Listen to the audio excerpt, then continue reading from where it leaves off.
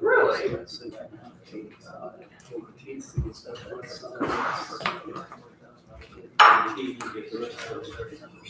I don't know. We've been talking about all the boards. Yeah, one Saturday, Sunday was a whirlwind, and I'm like, I know. Really? Yeah, that's not right.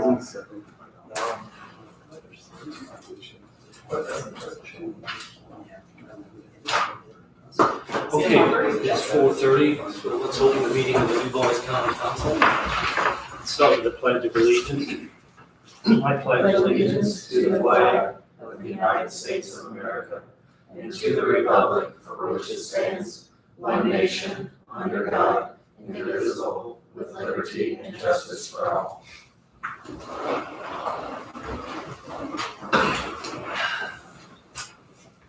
Let's start out here with the minutes of the May 22nd meeting. April 24th. I'm sorry, April 24th meeting, that's the United States meeting, 22nd. So, like Sandy sent these out, I don't know if there was any additions or corrections to the minutes. Otherwise, hearing none, I'll entertain a motion to approve the minutes of April 22nd of the Dubois County Council. I'll make a motion. Okay, Doug has made a motion, I'll second the motion. Ryan has seconded, so all in favor, say aye. Aye. Anyone opposed?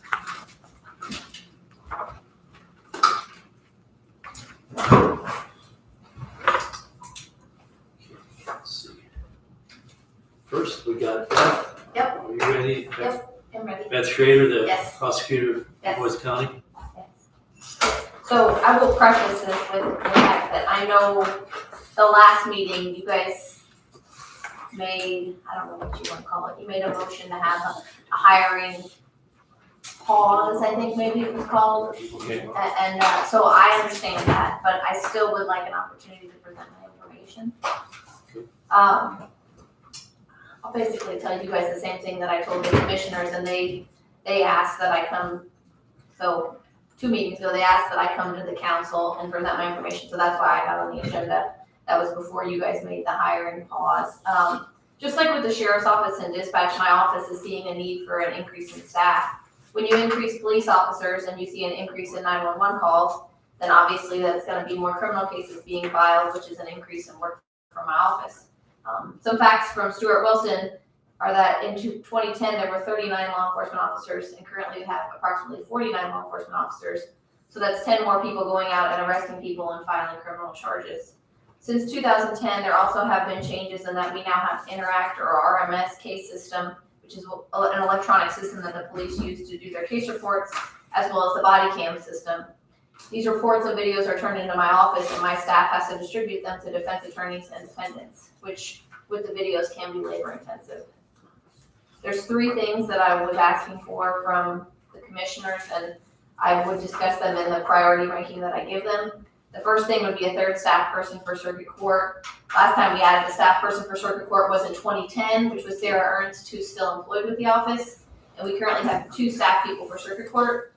We currently have 3 staff people for Superior Court. We added our 3rd staff person in Superior Court in January of 2020.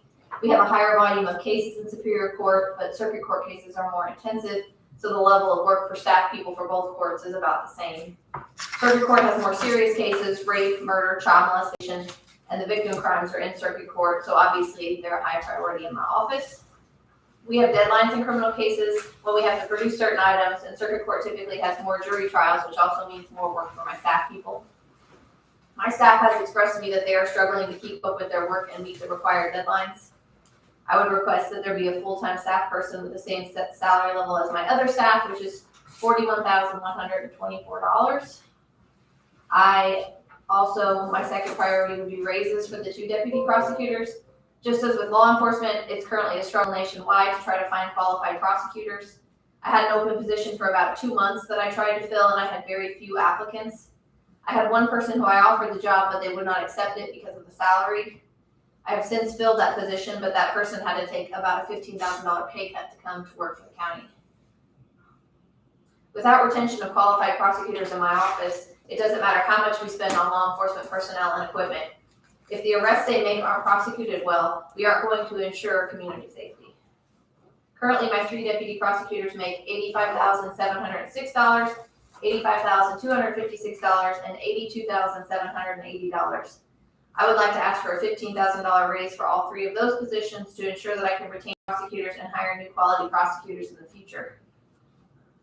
I checked with some of the surrounding counties and I got some facts and figures for you. Perry County has a 3rd deputy prosecutor position, and that, well, back up. Every county has an elected and a chief deputy, and they're paid by the state. And then some counties also have additional prosecutors. So Perry County has a 3rd deputy prosecutor position, and that position makes approximately $98,000. Davies County has 3 deputy prosecutors. They make $103,000, $90,000, and $85,000. And both Pike and Spencer County only have the elected and chief deputy prosecutors, and their salaries are approximately $165,000 and $124,000. Third thing that I asked for was a new part-time position for an investigator. Currently, I have a full-time investigator, Rick Chambers. He is primarily responsible for following up with witnesses, attending forensic interviews with kids, testifying in court, monitoring jail phone calls and visitations, and burning body cam videos for our files. As you can imagine, there are hundreds, if not thousands, of body cams that our office is responsible for distributing to defendants and defense attorneys every year. Typically, every on-scene officer has a body cam and sometimes also a dash cam running. They share them with my office through an online platform, and then Rick burns them to disks for our files so we can distribute them as we're required by the law to do. Rick is also needing help. I think for now, a part-time investigator position would suffice to help him keep up with burning the videos.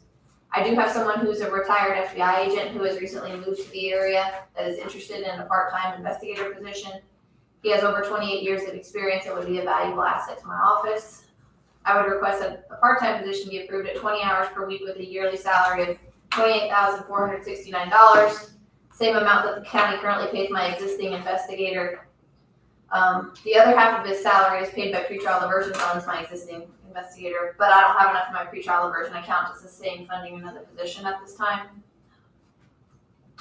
And I realize that this is typically a budget time request. However, I wasn't in office during the budget cycle, and the reality is we need help now.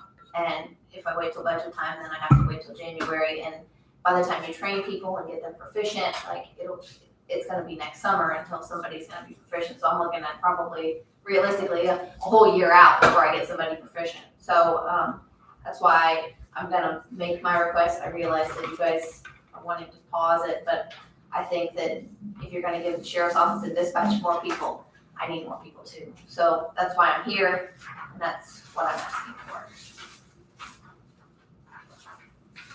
Well, I appreciate you coming in today and presenting this.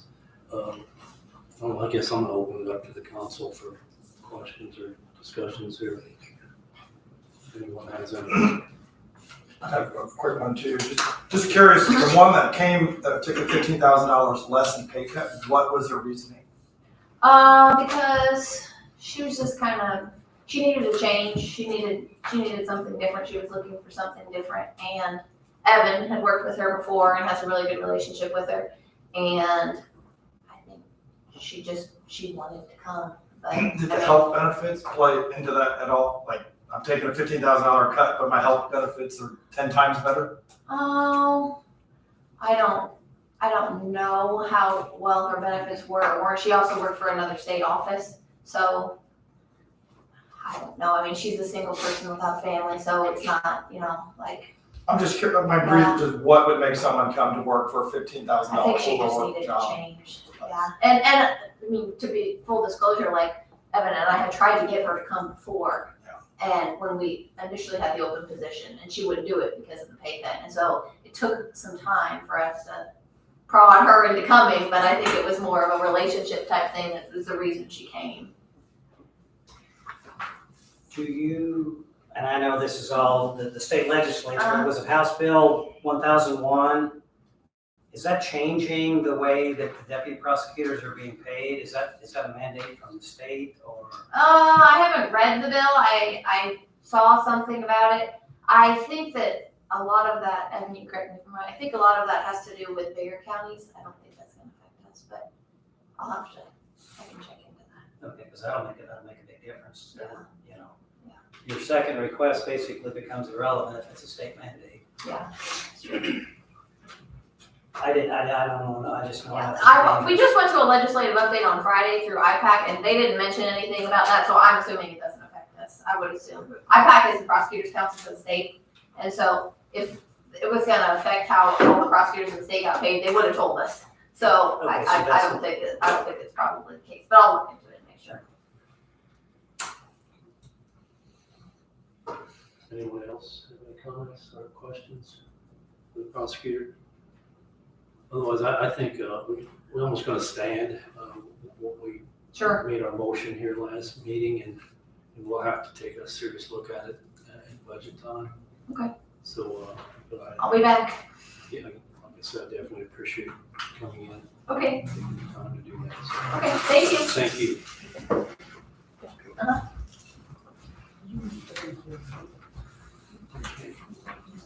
Yes. Yes. Hey, Yes, ma'am. Diane. Yes, ma'am. So, Diane Fisher, with the Fisher Farms Natural Foods, for the abatement hearing. So, I don't know if you have anything. I'll start out here with, so the council knows, technically, when we approve this abatement, technically it should be approved by May 15th. Yes, it was, issued with our. And I think the auditor's office talked to you a little bit about it. So you had it filed April 28th, which I think is great, but our meeting is later in the month here, so we have to, we'll have to approve it. We have to approve it either way. I just want the council to understand that it is, and I think in the future, I think we have to, and our meetings are normally late in the month. This was this. Yeah, like I said, it was a mix-up with our accountant. Okay. I asked for it in February and they said, oh, you'll need it till May, so, that's why. So I really appreciate you letting us come in today, so. The thing I guess before we, just looking at it, naturally your employees and salaries have gone up, a lot more than what you had anticipated, which is great for the county. Yeah, we have, a lot of big things going on, so right now we're, actually getting ready to start a big project with the USDA. It is going to be proving that cows can actually save the planet. It's a climate smart initiative. They chose us, they're doing it nationwide, but we got chosen for this area. So we're really excited about that. We're going to be working with 3 different universities, a couple different research companies. They're going to be analyzing our practices, and then their hope is that this can be used to set standards across the country for how you can capture carbon. So that's a lot of the things they're going to be measuring is our soil practices. And for example, we feed our cattle kelp, and that reduces methane emissions by 8%. So we're actually going to get numbers, and different universities are going to be coming to help us, write up the research on it. We are going to be expanding. We're going to start phase 1 of our expansion either later this year or January, adding a new building. And then phase 2, the second part of that building, will be next year. See where we added 1 new employee started last week. We're making offers to 2 this week, and we're interviewing more this week, hoping to get 4 by the end of this month and up to 10 more employees by the end of the year. So we're really excited about that. And we're also working with a group that's trying to get antibiotic use in cattle, like a certification for not using it. And they're using our farm to help set the standards, so we're excited about that. 2 of our big customers are expanding. Upland Brewery is opening more restaurants across the state, and Taxman is. And we got some really fun customers. The Indianapolis Colts are going to be eating our meat in their training facility this year. And the Pacers were in town, they toured the farm last week. And the Indianapolis Zoo serves our burgers and concession stands. So we're very excited about our projects and things that are coming, and we will be expanding in the next year. So Sounds great. yeah, it's been busy. So with that, well, two things here. I guess you have a personal property. Would you be getting more personal property then, or, equipment and Yes. so, Yes. so that, that would help with this abatement naturally. Yeah, and I think with this one, we didn't know that we were eligible, and so we waited too late to file for it. That's So I think on the improvements of the land. Right. so. We already bought the land. We bought it with expansion in mind, but the building with the 2 phases that we're going to do, we're going to double what we have right now. Okay. Well, this is on personal property. This is, yeah, that's what I was saying. That's why I asked about adding personal property that you. We'll be getting, we'll be adding a smokehouse and further processing facility. So definitely a growing company. Yeah, it's been busy. Help for Dubois County. So Congrats. I don't know, does anybody have a problem with approving this abatement? So I think we need a motion to approve the abatement. Make a motion. I'll second the motion. So it's Alex made a motion and Ron seconded, so any other discussion? Otherwise, all in favor say aye. Aye. Anyone opposed? So it passes done, so I don't know.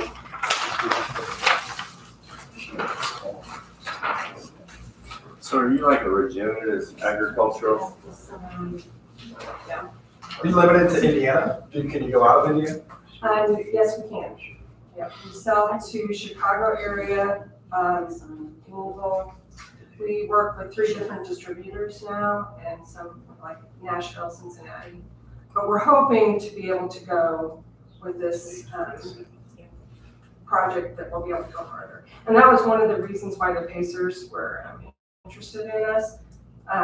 They were talking to a sales rep that we work with that's based in Louisville, and they were saying they were looking for a regenerative company for their meat products, and they were looking at one in Colorado, and the sales rep said, "You got one in Indiana." And so the Simon family was hoping to start moving that direction. So you're one of the only ones. I think there's a few other ones, but what we're doing now, we have the ability to provide every week. We're also going to be working, we call them network farmers, where other farms can raise their cattle. Like we have several farms where people have the ground, but they don't want to have the cattle, so they'll let us raise our cattle on it. So they want to keep it, but they don't want to have the hassle of buying cattle and doing it. So then we'll put ours on the pasture in the spring and the fall and take them home in the winter. You say the cows go to summer camp. But it's been, we're doing a lot. It's been exciting. Okay. So we appreciate your We support. really appreciate it. We just signed the document, so. We'll get you a copy of it. Okay. I guess Lynn has your email or. Yes. She'll give it to you. Okay. Yep, that's all I need. You're in compliance, so. Thank you. Chelsea, are you ready? Yeah. The Chelsea Brewer, the department head of the Purdue Extension. Yes, hi, good evening. You guys have a good Monday? Absolutely. It's hard to believe it's still Monday, right? It's still Monday. I just have a little bit of an update for all of you. I'm saving you money, so woohoo, this is a fun update. Yeah, it's a good one.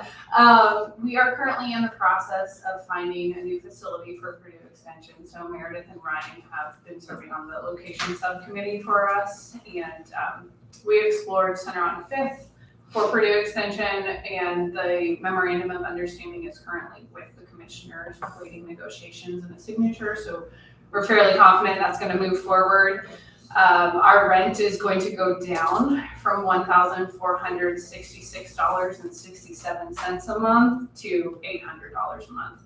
So we are going to be saving money in rent with the hopes that we can stay there for a year or two and find something a little bit more permanent in the county with the the savings that we're creating. So just an update for you guys.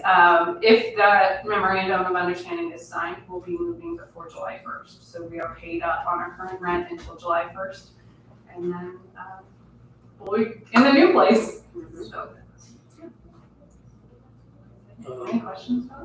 I have a question on that. With the savings that we're saving in rent, you know, it's what, $300 saving, right? $666.67 That's what we're a saving month, every month? right? So is there anything we can do for them if this is a 2-year thing that we say in 2 years, the savings could go towards a build out of something else since they're saving that budget?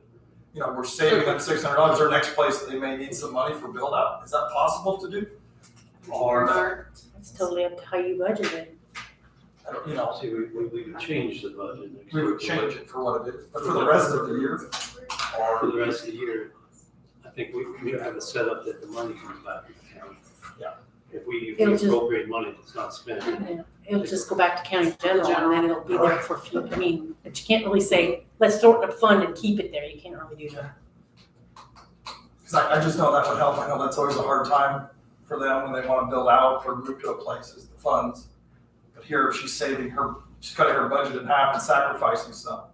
I would just think we'll expect to see her in 2 years for a build out budget. Fingers crossed. So I guess there's no way to really prepare for And normally you don't really build things with county general money. But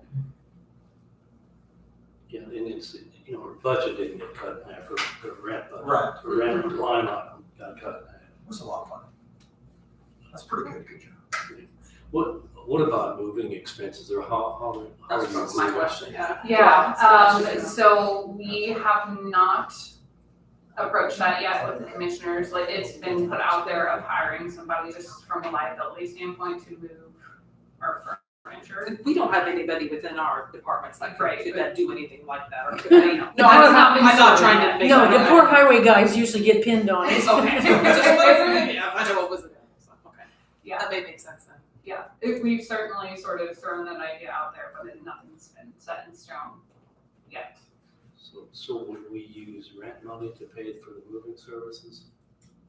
Or how would we? I mean, I suppose we could. We would have to reappropriate, so you're gonna have some hidden Yeah. expenses there. Yeah. And how are utilities handled? Utilities are included in the 800. What about cleaning? We are to clean ourselves. Yes. Your own space, but the We- common areas that's all included. Yes, so we are responsible for cleaning our own office, and then the AIM program, which is those who have graduated out of the special needs classes, help to clean the common areas, the bathrooms and the hallways and that sort of stuff. Okay. If you will need moving expenses and you don't have anything for it, we'll have to do an additional, so we'll have to know that pretty soon. Okay, I'll let you know what happens with the negotiations and when all that takes place. The MOU is not effective until June 19th, so we've got a little bit of time before we can actually start moving boxes. Right, okay. Fair week, you're punishing yourself. Oh, I'm not happy. But that It's was, worth it, it was though. a clean break, you know, we had paid already up to July 1st, so. Did they send a 1-year lease? Is that what you did, a 1 year? For center, For where you're moving to, yeah. yeah, it's 6 months. Oh, 6 months. 6 months, and then we'll reevaluate, so that'll take us through the end of the year, and then we'll reevaluate that first. Yeah. So, Okay, well, it all sounds positive. We Yeah. appreciate thank you, the work you guys did too, so. thank you. Okay. Enjoy your evening. All right, thank you. Bye.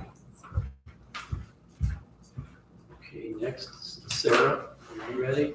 Yes, thank you. Could you introduce yourself and Yes, we have a whole team here today.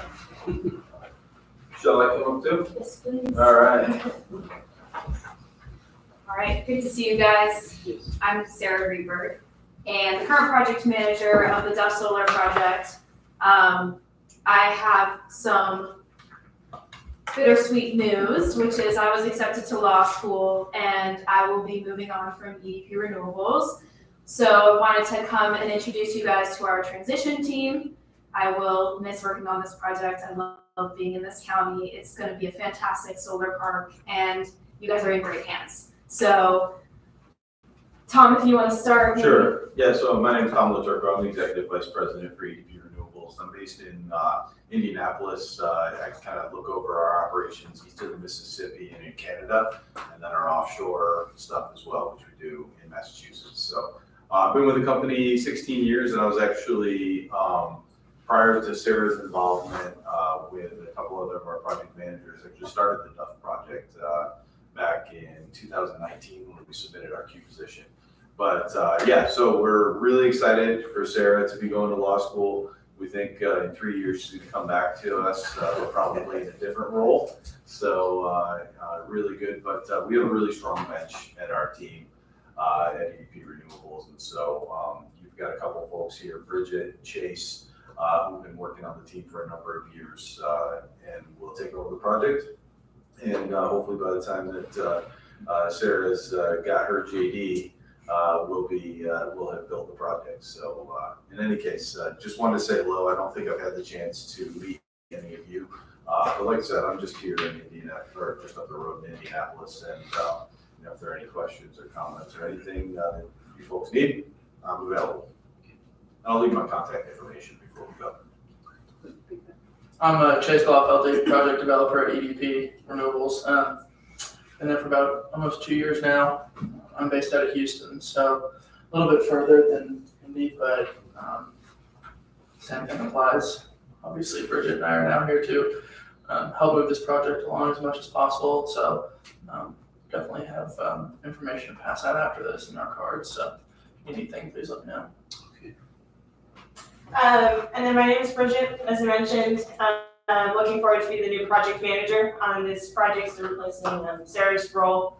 And super excited just to be working in this community, and also wanted to give a brief project intro while I'm here, project update as well. Okay, so on the project update, I think the first big milestone to update you on is that we have recently signed our interconnection agreement. So this is the agreement with the grid operator that allows us to connect into the existing Vectren substation. It's a great milestone for the project. We have also contracted with an external engineering firm to begin work on the layout. So this is going to show the actual parcels involved, the locations of the panels, fences, and inverters. That's very exciting work, and we're hoping to be able to share some layouts with the council, the county, and our landowners later this summer. Also wanted to let the council know that Indiana Senate Bill 390 was passed into law this past month. So this bill was authored by State Senator Messmer, and it provides financial incentives to counties that qualify as a solar energy ready community. I'm sure you're aware that the county passed a solar ordinance recently, and so that was modeled off of Senate Bill 411, which included some of the initial guidelines to qualify as a solar ready community, but this new bill provides the financial incentives that come with it. So we're excited to see how the county can work with the Indiana Office of Energy Development to complete its certification process. And based on our initial estimates of the production and based on what we've seen in the bill, we're hoping that the county can receive between $150,000 to $200,000 per year of additional income for the next 10 years. So that's how the bill is structured. And then finally, we are currently working on finding an off-taker for the project. So that's somebody who buys the energy, mostly on the financial side of the energy product. Our hope is that we can find someone in the next few months or by the end of the year. And if we're able to, we would like to start construction as early as next year. So I'm based out of Chicago, as Chase said. But we're going to be in the project area pretty often moving forward. So I'll leave my contact info as well. And if you have any questions moving forward, feel free to reach out to one of us. Okay. Sounds great. I'm happy to take any questions. Questions for Sarah, what law school are you going to? I'm doing an energy law program at UC Berkeley.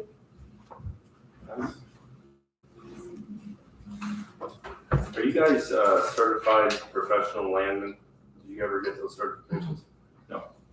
We use land agents to do that work for us, and typically we're not doing the negotiations directly. I thought it would be useful also just to mention the first thing that Bridget discussed was the interconnection agreement getting signed. It's useful just to mention that for the purpose that it's a clean interconnection, meaning that we don't trigger any upgrades. Put it in context, we're on the Mid-Continent Independent System Operator, that's called MISO, and they, in the 2022 Q round, there were 170,000 megawatts of new projects that were submitted. The peak load of all of MISO is something like 120,000 megawatts. So that was just 1 year. The queue is completely jammed. We got this thing submitted back in 2019, and that's the reason that it's had time to mature, and it's completely clean. And that's one of the biggest, I think, really positives around this project is that we know that we can connect it to the grid. There are a lot of companies who have just entered Indiana. I think everyone is aware that we've been here since 2006. But we identified this substation as one that would have the ability for us to connect, and that supposition came out true. So it's a real big I think benefit for the project to have that generator interconnection agreement signed now.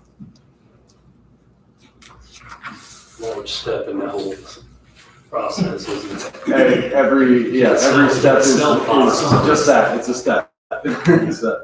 But no, I think it's really, the next thing is once we can find an off-taker, I think that'll be good for us. One thing that we didn't mention as well is that this is what we call a cement energy community. And so we should be able to attract an enhanced investment tax credit for the project, which means that the pricing we can offer to, an off-taker, whether it's a utility or what we call a commercial or industrial off-taker, should be lower, meaning it should be a more attractive product to offer. So we expect that we'll have success in attracting that off-take pretty soon. Yeah, and just to jump off that, I think the energy community part that Tom's referencing is because we're in an area that was recently kind of used for coal mines and other fossil fuel generating sources, which is different than the Senate-Bill energy community. Yeah, that's a good point. Very distinct program. And that was probably a big reason that the excess capacity was here, right? That you were able to tap into grid without doing any other type of infrastructure, right? I think that's right. That's certainly one very important piece is that there was more generation that has been retired in the past.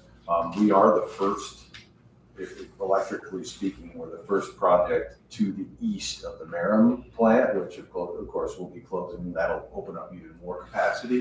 But in the case here, some of the previously retired projects have opened up that capacity. And just the other thing is that it's been in the queue for 4 years. So it's really beat that big rush of projects that have come in over the last few years. So we think it should be a really nice product. I know I accidentally gave some of you guys Bridget's business card before, which was a You did. total accident. This is a woman. That was a recognition, right? I know, it was an accident, but it was meant to be. I think I still have it actually, no problem. So if you could leave your contact, for everyone, so that would be great. Is it worth, I have some cards here. Is it worth passing them out? or- Yeah, we can do that. That would be great. No problem. Thank you. Just the one time And that I remember to bring. Oh, wow. Yeah, You thanks are, for coming. you're just lying too. Just enough, in fact. Good. I'm doing my walk of shame right now. I have to go in person and tell everybody. Congratulations. Thank you, I'm excited. It's a big professional goal of mine, but I love this job, so I think they're excited to be one of it. I've got you. Nice to meet you. It's on the back. She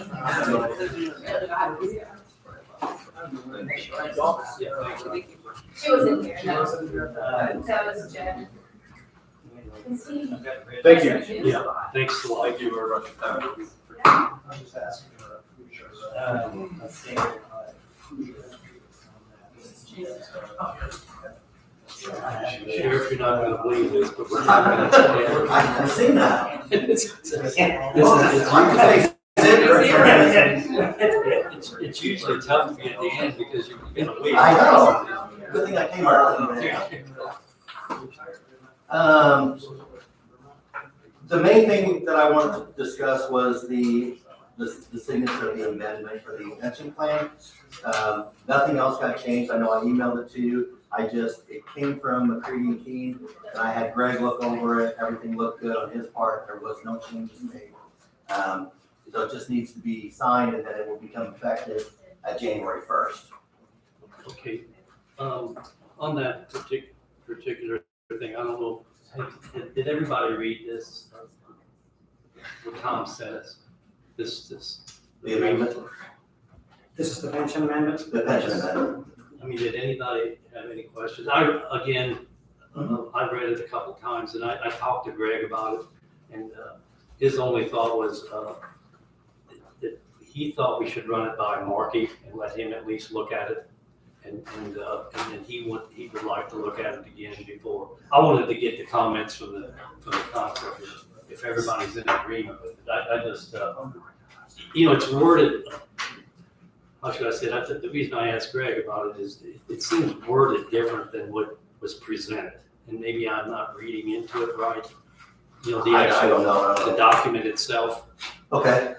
I mean, what I was wanting to do is possibly have Greg look at it again with Markey. He'd like to sit down with Markey and go through it to make sure it's what we're in agreement with. Okay. I mean, I'm not. No, I get it. I'll give it to, because I think I'll give it to Markey. I got a meeting with Markey tomorrow about some other things. So I'll make sure he gets a copy of it, and I'll have him get with Greg to set up a time to. Yeah, if you would, talk. I think it gives us. I mean, it's not a deadline since it's going to go into effect. January right. of next year. I just I don't know. I guess when I read the original document last month, I had the questions, and I appreciate you bringing everything. I'd like to make sure it lines up with what we discussed, to make sure. Okay. And maybe you attorneys down here, you know what I'm saying? Yeah. I would just get their blessing. I don't, yeah. Mark and Greg's, but Greg's already said he's looked at it. Well. Yeah. And I don't know how, I mean, no offense to any of them, but I'm not sure how Markey and Greg are gonna know what was discussed by looking at this document. Well, that's why I mean, maybe you and Markey and Greg or someone. Well, I was gonna furnish him, what we read through last month and make sure that lines up with that. Okay. And there's no mistrust here, I'm just. No, that's because completely it is fine. a document that's gonna go on forever here, and I think to me, it's worth the time to make sure that everybody's in agreement with it. Okay.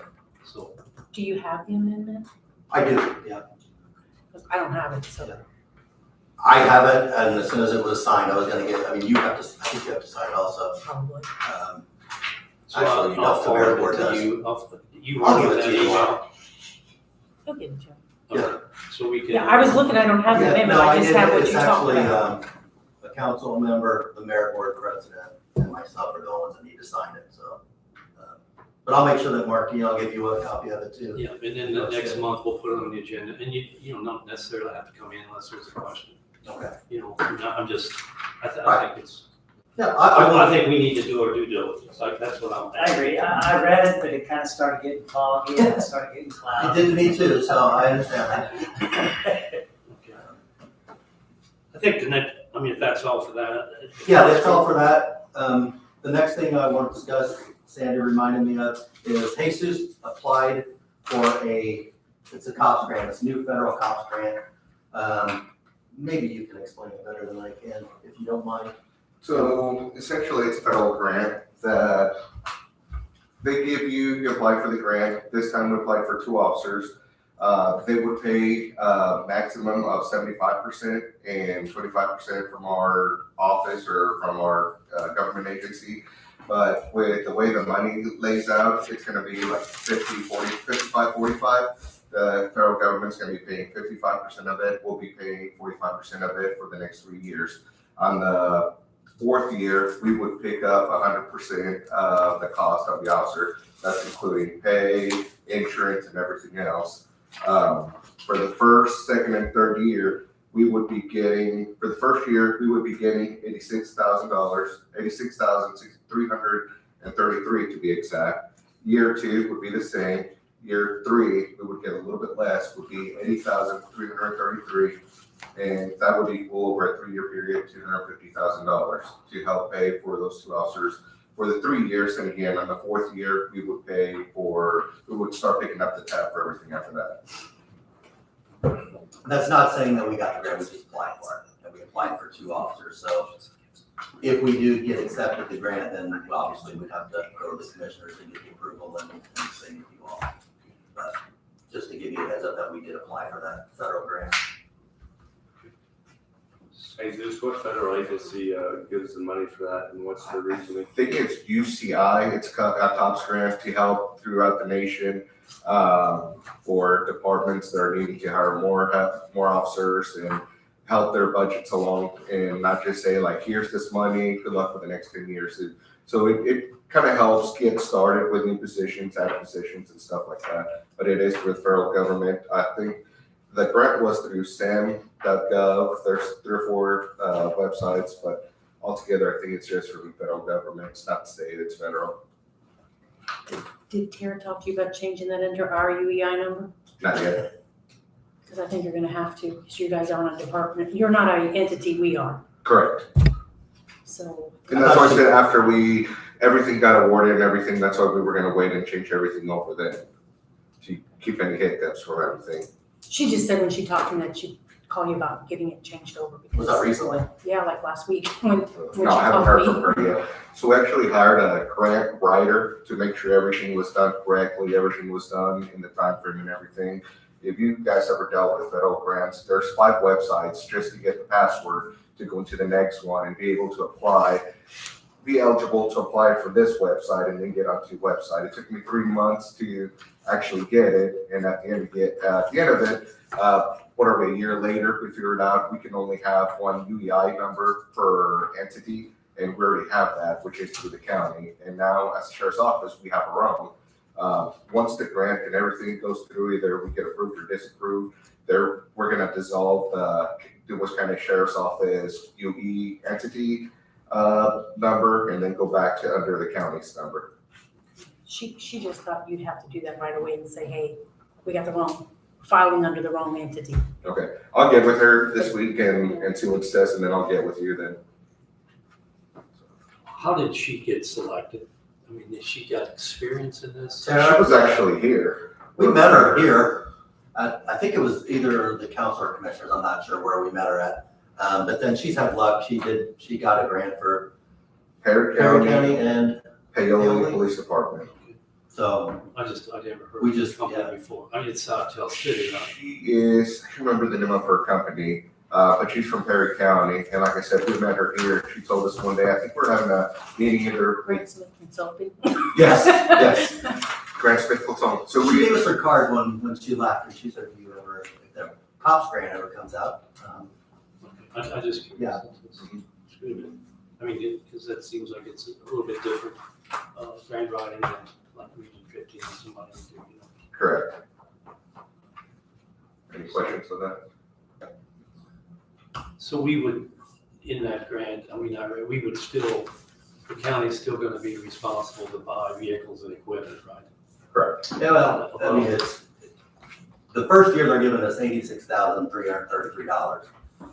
It doesn't specifically say how that's gonna be spent, so that's between the 2 officers. I mean, I thought the way I read it's wages, you know. It's wages and benefits. Is it wages and benefits only? I think it says wages and then the benefits are below that, but I'm just saying, just so the council is aware that we have to, we're gonna be responsible for the vehicles and the equipment that, to put these on. Yeah, and that's, I mean, like I said, if we do get the grant approval, then obviously we would go to the commissioners first, and then, I mean, it's not like we have to. I mean, if it's no, it's no. Well, I mean, it's, you know, I mean, it'd be kind of tough, you know, to turn down the grant, you know. I mean, that's probably not good, wouldn't be a good reflection of Du Bois County, I really think. But, I don't know, I'm gonna open it up for discussions. That's all the questions I have. Questions? I guess my question would be, in playing the new card here, is that typical for any groups that apply for grants on their own, like before coming to a commissioner or council? Because if there was a cost associated I with would think so. with the group, I hadn't heard about it I yet, mean, that's why. I know that we do as EMA and Community Corrections does. We've not really applied for a whole lot of grants, but we have some. So, I mean, I don't think it's out of the ordinary. Because you can always, I mean, like you said, you can always turn them down if you get them. I think it's a great idea. You guys are looking for more people and thought outside the box. There is an all-encompassing website for every federal grant available, because I look at it myself for the farm, and there's a lot of stuff out there, honestly, if you look. And thanks for doing that. Look that way. We're trying to do our part, like I think Daryl had mentioned a couple of meetings ago, we could try and help whichever which way, and I think this is our way to try and help the big picture overall. When will you know? She did not know, did she? In a couple of months, we just won't know. It's the federal government that probably moves slow. Really? Okay, any other questions or discussions? No. Otherwise, hearing none, I don't, you got something else? Yeah, well, while they're here, as we. Can I just read, do you have any questions? Yeah, go ahead, if you Grant or anything? have something, whatever. No, this was not about the grant, this was, I'm going on to another subject. I'd like to just read something that I prepared for the whole board. I felt I needed to come in and address some of the questions and comments that the board has made in two separate meetings this year that specifically addresses the needs and concerns of the sheriff's office after I had left the meeting and it was viewed on YouTube, is why I'm coming in. I was originally going to address the questions after watching the meeting on January the 30th, a meeting which I attended and addressed the need for more deputies and a pay increase. Although there were several comments and questions that I felt should be addressed, I opted not to address them at the February meeting. Then again, on April 24th, there were more comments made in my absence. Although I don't think they were made maliciously, there were several concerning statements that I believe needed to be addressed, as it could lead some county citizens to think our needs are not important. The next several were from the January meeting, and it was mentioned that the Herald stated that dispatch calls were down, and the sheriff advised that his calls were up, and it was questioned how that could be. Not all calls for service go through the 911 center. The 911 center also dispatches Huntingburg, Vernon, EMS, and all the fire departments, except for Jasper fire calls. One cannot assume that since one agency's calls for service are either up or down, it's the same for all agencies. Then it was also, I think the big question was, why was this, the new deputies and the money, why was that brought to us in January when the new budget just started? And I'd like to explain that a little bit. Chief Deputy Monterez and myself, hang on, back up. The retention board, there was a retention board that was formed in May 2022. At the time of the creation, Councilman Kleesner, Councilman Grolick, and Councilwoman Clem were members of that committee, along with Commissioner Hostetter, Human Resources, Roads, Chief Deputy Monterez, and myself. Numerous items were discussed, with one being the discrepancy in the pay and the possibility of a continued insurance plan after retirement. At the last retention meeting, which was on September 29, 2022, Councilwoman Clem stated, "It looks like we need to have the raise and something for the retention, like the insurance benefit." Councilman Kleesner stated we could do the raises. It was out of respect towards Ms. Vogler, Councilman Grolick, and the three other individuals that were involved in an election that I opted to wait until January. It also allowed me time to invite each of you to my office to view the presentation that we had prepared and field any questions or concerns you may have. Also to fill you in on our office's needs. There were very few questions or concerns that arose from those meetings. The next question that I wanted to address was, someone made the comment it was a 25% raise. That's a lot. Yes, I completely agree. It is. However, I am only trying to get us in line with the agencies within our county. Trying to compare us to other counties is not feasible. Gas stations priced comparable to other gas stations in the area, factories pay comparable to other factories in the area. There are way too many variables for that to be the deciding factor. I am not asking for an excessive amount over and above what other city councils are paying their law enforcement in this county. However, we must be competitive and comparable. Again, each of you had this information weeks, if not months, before the January meeting, and no one addressed these concerns with me. Effective January 1st of 2024, a newly hired state trooper will start the academy making $70,000 a year. To clarify that, a 21-year-old with zero experience could start the academy making more per year than my chief deputy. Again, I'm not asking to be equal to that. However, our deputy's pay continues to fall further and further behind. The facts that I presented show you that a deputy is as much as 24% less than their counterpart in 2 of the cities in this county. The next question was, is fair equal? I've heard that for years, that we should all treat county employees equally. Every employee who works for the county has a needed job and brings value to the office they work in. But to continuously say that we should be treated the same, frankly, it's insulting. There is absolutely no comparison, and these are just some of the differences. The deputies wear a bulletproof vest, and they carry a firearm to protect themselves so that they can protect you. 16 weeks of classroom and scenario-based training in criminal law, traffic law, firearms, physical tactics, emergency vehicle operations, and a multitude of other training. Over 600 hours of advanced training, just to come back and go through several more months of training with experienced officers. Then there's ongoing education every year to be able to continue with their police powers. They work 24/7. That means every minute, every day, every night, every weekend, every holiday. Remember COVID? We didn't quit working. We worked 24/7, just like every other day. After that council meeting in January, we had a department meeting. While at the department meeting is when the ice storm hit. The off-duty deputies that were at the meeting, after we left the meeting, they stayed and helped with all the accidents throughout the county, and there were numerous. Not because they had to, it's just because they did, because of who they are. Being a law enforcement officer is a profession. It's not just a job. There is an oath to an office. We hold ourselves to a higher standard, and we are held to a higher standard by the public. But the biggest difference, without a doubt, is we are willing to give our life to protect you. That was the end of the January. These are some of the comments that I would like to address from the April 24th meeting. I'm worried about how this is going to be sustained in the future. Public safety worries me. Research towns and cities where public service is behind, and then ask yourselves if you would like to live in that town or city. I've been doing this for over 30 years and have witnessed the decline in some of those cities. I am also witnessing the change this county is experiencing, whether it's the lack of proactive policing, a soft on crime judicial system, or a combination of things. This county is changing, and I do not like the way I'm seeing it headed. Economic development is constantly a talking point for various leaders and organizations. DuBois Strong is giving relocation grants to attract residents to our area. Well, if you research what families are looking when relocating, the 2 main things are schools and public safety.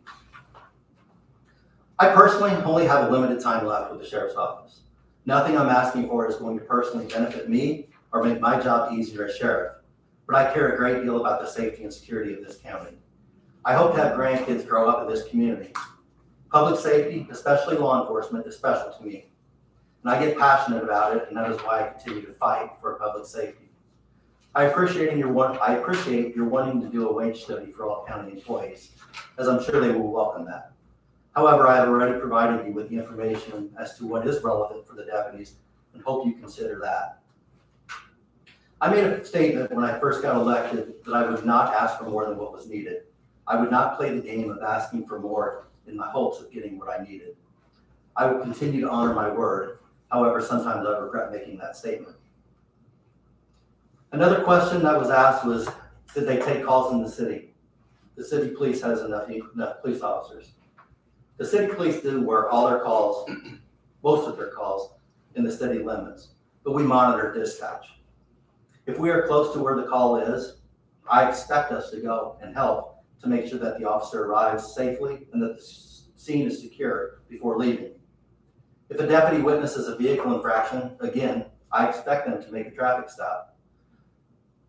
By law, we have to execute our police powers in a felony.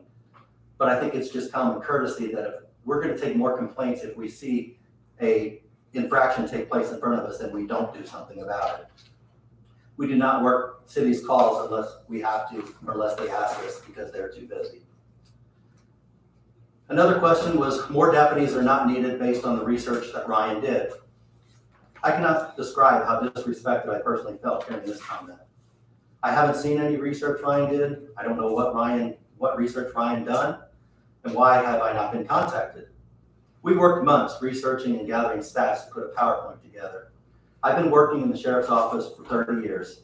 I know I'm qualified to make assessments on the crime that we are seeing and how best to combat the crime and what the best of the manpower is. And the last question that I wanted to address was, I just don't see how we can afford these positions. With all due respect, these positions and the pay raises can be funded. I presented that to you in January. I understand the concern, however, I challenge you. Instead of thinking about the council that raised taxes, take pride in being the council that says, we make public safety the top priority for Du Bois County. That's all I had. Daryl, did you have something else to address? Well, that's what I was just thinking. As I go around, whatever I'm doing in the community, I'm always asking questions from the public, trying to, gather public input to try to gauge support, for, and one of my, whatever the topic may be, a lot of times it is about public safety, talking to people, just getting everybody's input. Just that, I don't have all the answers, on the new guy on the block. But as I was looking at some questions that I was going to ask you, I think you pretty well answered most of those. Quite honestly, as I was doing this and trying to be an advocate, for the public and for your department. There were some common questions that that I get asked and stuff, and I think you answered the one about jurisdiction and in the county when people if they're if they were curious about that. You've talked about your obligations, so I think you pretty well covered that at all. One question I think that you really didn't answer, so this worked out pretty good. Really, you were well. You know what I mean. I'm trying to advocate because we're going through budget time, and we've everybody's been putting a lot of work into this to try to do what's right. I don't have all the answers. I still I've been working since we've talked all the way through the whole spring. I've got as many questions as I do answers now on what's right and how we can help fiscally. I think you covered the only one question maybe that I got from a constituent is their questions were about as the county's percentage of population becomes less as compared to as the cities are growing, the city's percentage of overall county population is becoming more, and the county's percentage of population is a little bit less. So I had some people ask, well, why will we build? They were questioning how we can justify building a county's force when our percentage of the population is coming down. And we talk about. Does that make sense? Yeah, it does. And then I'll bring the fact that I've had conversations with you guys when I'm doing ride-alongs and things like that, and we talk about the increase in drug problems, with the open borders, for an example, with not trying to get into national political debate. I think that there is some increased need for that, and I don't know.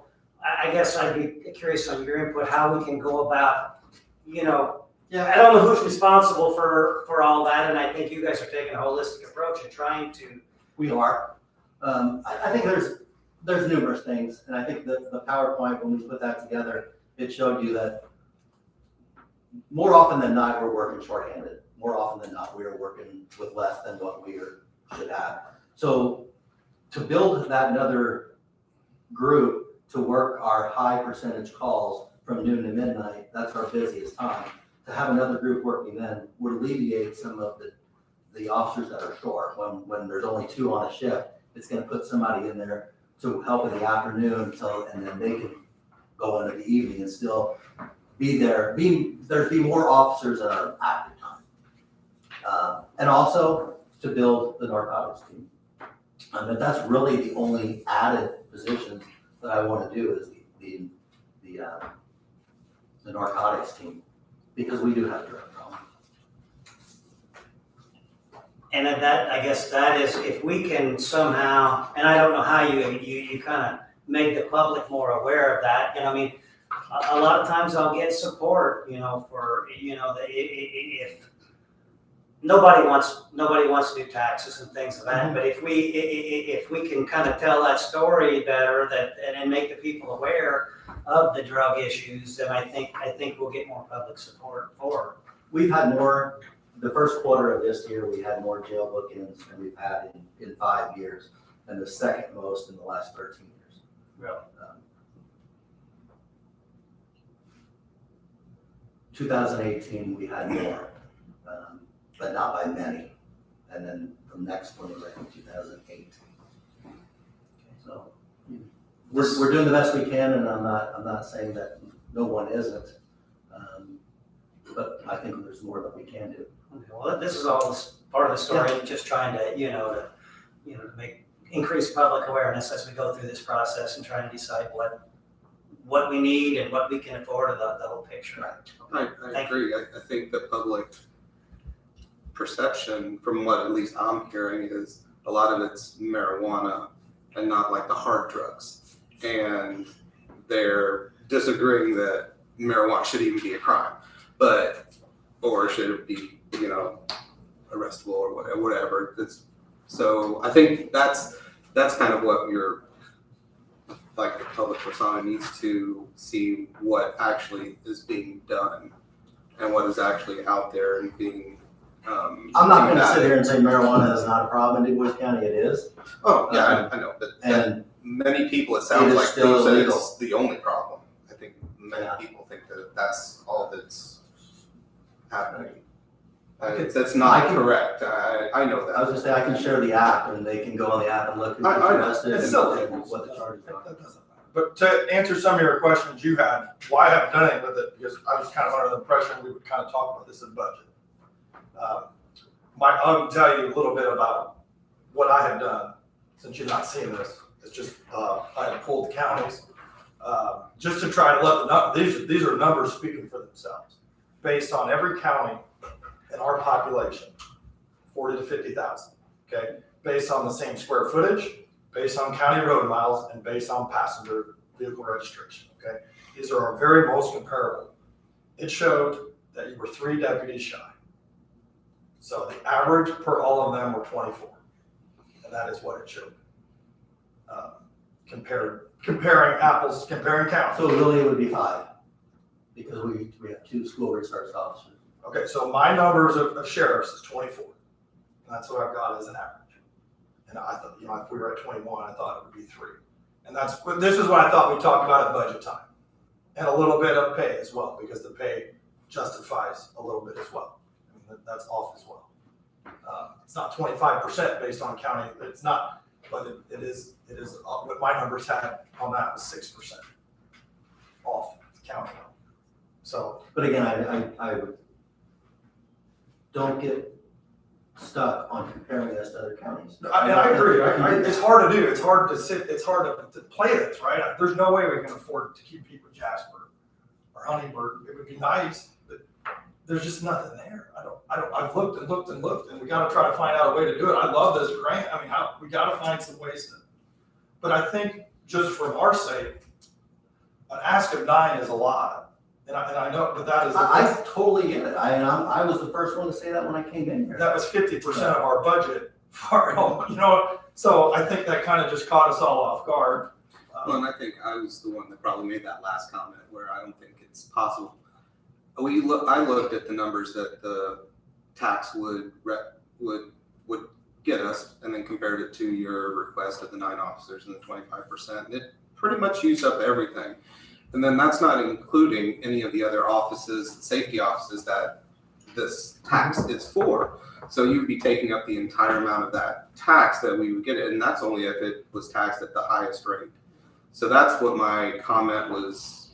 It wasn't a dig at you guys, it was just stating that even if we did support the tax at the highest rate, it would be close just to support the request that the Sheriff's Department was asking for.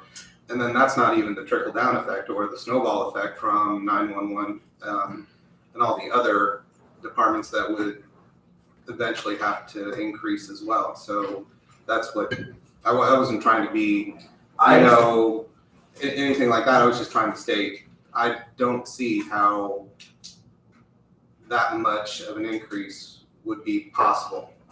And that's why it triggered me to look at the budget that we had and comparing it to previous years of hirings and where the different funding sources, how they are varying, from what we've hired in the past and going forward.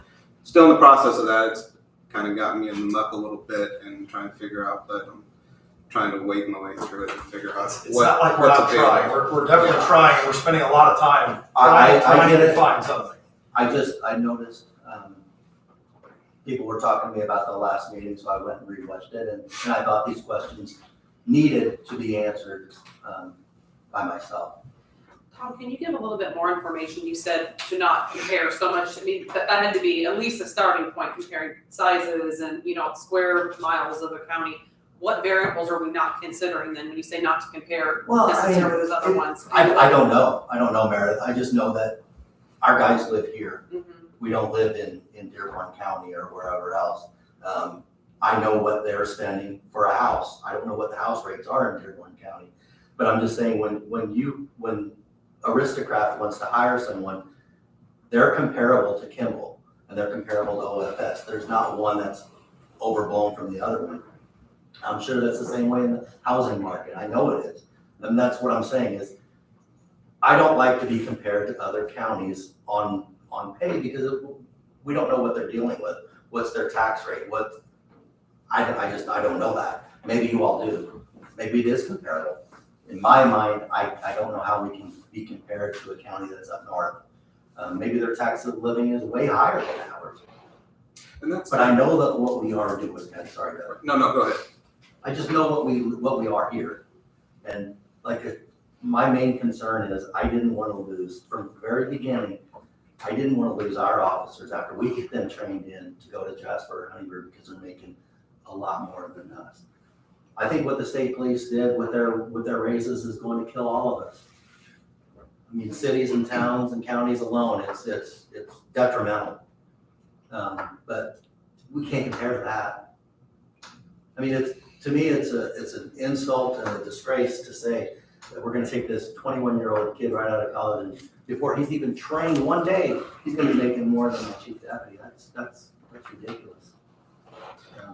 And then I think that's why I looked internally to see what are we getting, what are we spending, what do we have left over to actually work with on average and stuff. And I know some years we spend more, we don't get in as much, that fluctuates and everything. But that's the main reason I tried to look and not look at other counties and stuff and see, well, what do we have to work with and what could we possibly do with that? Extra or maneuvering around and stuff like that. So that's another thing that I was trying to, see another avenue as well. I appreciate the work you're all doing. I really do. Well, that's what I was getting ready to say. I'm excited. This open and honest dialogue, I love this. I mean, this up. I mean, the wounds have been told, whatever. The scars are open up, whatever. I mean, this is great that we're having open and honest dialogue and talking about it. And as you talk about the state police, and sounds like they're like back in a corner, and they've had to raise their wages up super high because they're 500 or 600 people understaffed. So how? Sorry, that's my phone vibrating. Are they working to get their manpower up? Because you guys have to be picking up slack from them guys, right? And I mean, I'm not trying to pit No, no. departments against each I'll other be- or anything. I'll be honest, because I know that their leadership would say the same thing. Du Bois County has always been blessed by the state police, or the state police has always been blessed by Du Bois County. We have always had a county that takes care of Du Bois County. They do not work a lot of calls for us in Du Bois County, or even when we're on. Perry County, they're not so fortunate. Crawford County, they're not so fortunate. They don't have the manpower. So they are working all of the calls in Crawford and Perry and those other counties. But they don't do a lot in Du Bois County because we take care of Du Bois County. So even with the police post being here in the city, It's always hindered us instead of helped us. that's what I'm kind of getting at. That's what I was wondering. So that used to be a council and a commission thing from years ago, was the state police has a post, they got a post. They do, they have a post out there. But they don't help. They don't have a way to take the calls. All the calls come through either dispatch or RJL. So very rarely do they call. If you call the post in Jasper, you're gonna get Bloomington and the Bloomington Dispatch Center. So they're gonna dispatch who they have. And I'm not knocking them, but it's facts that if they are busy doing something, they just say there's nobody to help. And that's just the way they are. But they are more of an assisting agency than they are a police force. Because they have things that we can't provide. They have crime scene detectives, they have, forensic labs, and they have that stuff that we need on a daily basis, and we just don't have the manpower for it. We can handle our own on the calls and the day-to-day stuff. So even the ones that are Indiana State Police that are technically covering Du Bois County, they're very rarely in Du Bois County. There's probably only 3 or 4 of them that are actually assigned to Du Bois County. But that doesn't mean that they will, because if they have to go to Perry County, they will, or Spencer County, or Orange County, or Martin County. Because they have a 7-county range. So reality and crisis need dictate where they're at. Yeah. Emergency, Yeah. crisis, whatever, however you want to look at it. And if we have an emergency or a crisis, they're gonna be here, no question. But they're not, the chances of them being here on a 3 AM car deer accident, not so much. Or Trying to even understand. a 7 or a 6 PM car deer. Okay, trying to understand. Okay. And my whole thing is, I just want you guys to know that I'm willing to work, we're willing, this is what we truly need, and we're trying to do everything we can to help. But we'd like to be involved in that help too. So, Okay. okay, Thank you. Appreciate you Thank you. coming in and talking about it, so thanks. all right. Thank you. Okay, next, guess we missed the That's okay. additional appropriation for the prosecutor, I guess. That's okay. We'll do it. The prosecutor has a fund called the Prosecutor Forfeiture Fund. Okay, And in that, it can be used for things in the prosecutor's office after it pays for the forfeiture fees, which we don't have any, attorney fees. Beth wanted to buy some furniture for her office, and she needs an additional of $3,000. okay. Does everybody understand that, or anybody got any questions on that? So otherwise, I'll entertain a motion to approve that $3,000 for the prosecutor's office furniture. I'll give a motion. Okay, Ryan made a motion, may I have a second? I'll second it. Dale is seconded. So any other discussion on that? All in favor, say aye. Anyone opposed? Okay.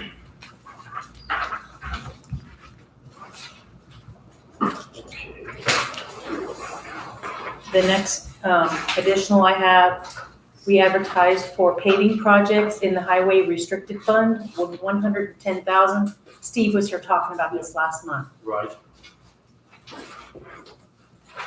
So, everybody remember that? Otherwise, any questions on that, discussions?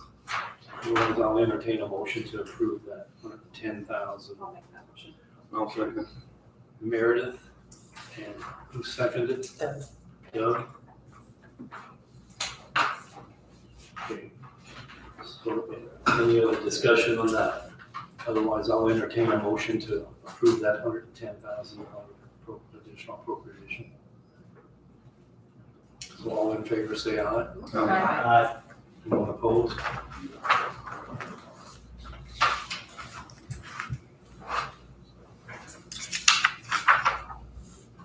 The next, we advertised for the clerk's perpetuation fund, $10,591. Amy was here and we spoke about installing a door and keyless entries into her office and into the records library. Okay, so that's all 3 doors, I think. So that's again for the courthouse safety, security. So any discussion there? Otherwise, I'll entertain a motion to I'll approve make that. the motion. So Daryl has made a motion, and I have a second. Sonia seconded, so any other discussion? Otherwise, all in favor, say aye. Aye. Anyone opposed?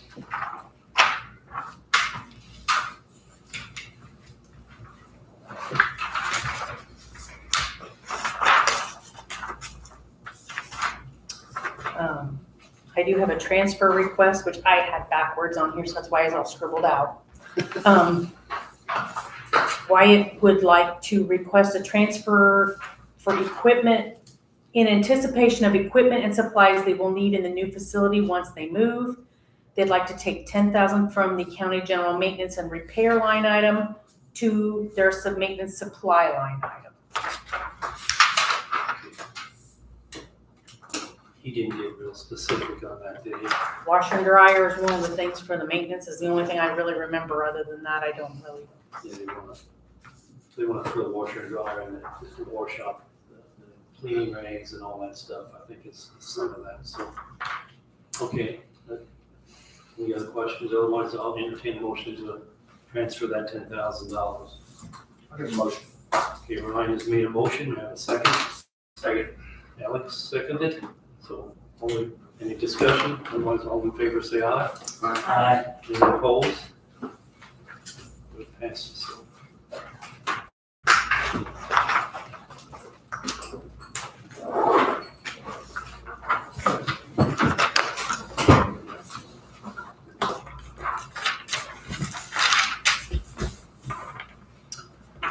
That's all. Do you want me to talk about these then? Yeah, let's just discuss that real quick. We'll tell them that we're in that audit. We started the audit, and one of the things they brought up was monthly we get a report from the treasurer and from the clerk, and they tell us their bank balances. This is the treasurer's. It tells you how much bank money's in their bank account at the end of the month, and they have to. It's the cash, and then they have to prove it. So you can look at it. They recommended that I present it once a month so you guys can see where we're at. These are my only copies, so Yeah, try to keep. make sure I get them back. Try to keep them up together. They said to start with 2023, so we have January, February, March, and April here for theirs. So they're not different. They are different. They're not all the same thing. And then the clerk does the same thing. They hold money in trust, and it's showing me what's in their account at this time. So they just said it would be good for you guys to see what's in there. Yes. And for us to have it in the minutes that you reviewed them. So we'll start doing that every month. You'll get one every month then. And I'll try to send it out so you'll have it. Is there is there usually any question on that? They usually balance. They balance them, and then who reviews that? Do you, as the auditor, review them? Well, we keep them on file. I mean, we when they're in balance, we really don't have a problem because we balance with the treasurer's office. I don't balance with the clerk's office. I balance with the treasurer's office. Okay.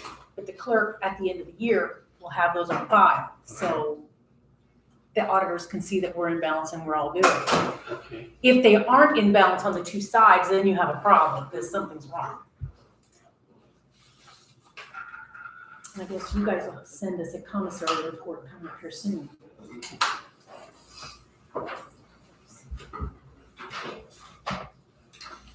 They just say it's more that you can see the funds and then you'll know what's out there. Yeah, that's good. That's good information, really.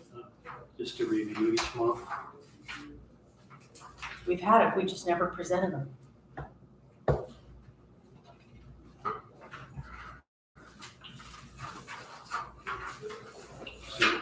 So the auditors will be there for a while, it sounds like, for quite a few weeks. End of June or mid-July. Yeah.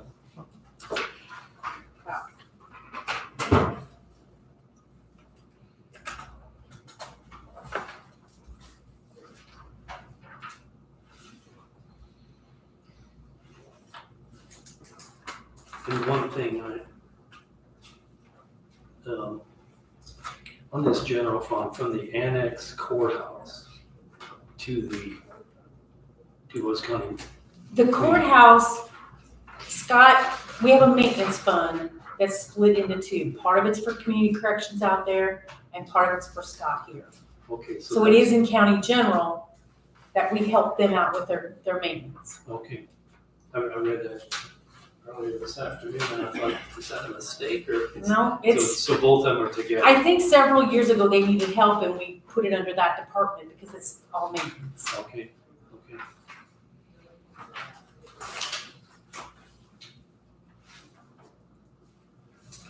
So while we're going through this, got the copy of these, and I think the auditor got the same thing, is, the city of Huntingburg has, 1, 2, 3, 4, 5, 6, 7 TIF areas. Station, every year, they bring in the money, they hold it in their redevelopment funds. They got control of the money, in other words, and I think they have the opportunity to share that money with us, if they have excess. I think the state says that. So they wrote a letter here, and again, I can pass them all around, but they say there's no excess in any of their funds, so they're not gonna give the county any money. They're not gonna pass through to any of the entities. They're keeping all that's. Just Huntingburg said that, is that what you said? Well, Jasper hasn't reported submitted theirs yet. So I don't know if again. I think they Just have to thought send them in it by was June on 15th, and I there. have not received Jasper's yet. At least you could get an idea what's going on. But Jasper has the same thing, and I think in their last TIF area that they did out by, with the college apartments, I think a couple of us got together and tried to go in there and say, none of this TIF money, we're losing all this money, because they're accumulating all the growth. So, and they said, well, they just don't have any access to give us, so. But it does hurt, it hurts the county, in all our entities, because we don't get any of that, all the 6 buildings that are gonna be out there, we won't get any TIF money. We won't get any. The school, the airport, the libraries, the townships, the county, we don't get that growth on it. So we get the unimproved land, what it originally started at, it's all the tax money we get. How long did the TIFs last? 20 years at least. How many? 20 years at least. Some of those in Huntingburg started in the 1990s. But the county would have to approve them, right? The county have to approve a TIF? No, we don't have any say. The city of Huntingburg passed those. And the ones in Jasper, city of Jasper passed them. And it affects all of us. That's why he said when we went, we said, hey, we're losing out. The 400 West, that TIF area, I'm guessing that's the airport. No. Where's the 400 West? That's far west and, OFS, Stuyvesant. OFS, all the way to Superior Ag. Okay, well, there's some in here that are saying OFS specifically in Skyline, but then there's others that are just saying that. They're all in that area. And the one that says Northwest isn't Northwest. It's actually, they've had some new ones since then. And a few years ago, they came and asked when they did that, OFS did a different edition, I think, same way with the other one, they asked, and I think we gave them more, allowed them to do more TIF, or Huntingburg did, I guess. We didn't.